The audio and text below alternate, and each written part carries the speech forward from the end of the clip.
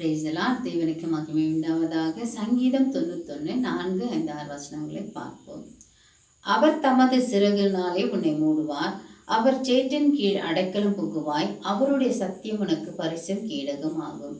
இரவில் உண்டாகும் பயங்கரத்திற்கும், பகலில் பறக்கும் அம்புக்கும், இருளில் நடமாடும் கொள்ளை நோய்க்கும், மத்தியானத்தில் பாழக்கும் சங்காரத்திற்கும் நீ பயப்படாதே என்று சொல்லுகிறார்.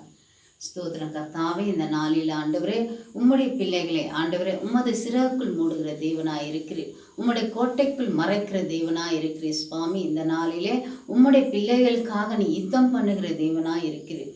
வானம் உமது சிம்மாசனம், பூமி உமது பாதப்படியா இருக்கிறது சுவாமி. உமது பாதப்படியில் இருக்கிற பிள்ளைகளை ஆண்டவரே நீர் கண்ணோக்கி பார்ப்பீராக. அப்பா, இரவில் வரும் பிரச்சனைகள் ஆண்டவரே, இரவில் வரும் கொள்ளை நோய்க்கு, மத்தியான பாழாக்கும் சங்காரம் வருகிற பிரச்சனைகள், இரவிலும் பகலும் வரும் பிரச்சனைகள் அப்பா, வருகிற எல்லா போராட்டங்களுக்கும் முன்பாக நீ நிற்பிறாக சுவாமி.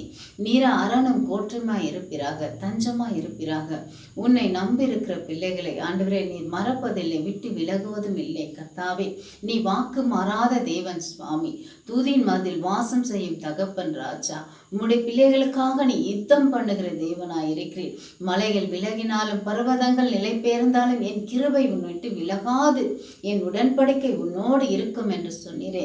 இந்த நாளிலே உம்முடைய பிள்ளைகளுக்காக நீ யுத்தம் பண்ணுகிற தேவனும், உம்முடைய பிள்ளைகளை விடுதலையாக்கவும் உமக்கு லேசான காரியம். இந்த நாளிலே உம்முடைய பிள்ளைகளை நீ காத்து ரட்சித்துக் கொள்வீராக சுவாமி.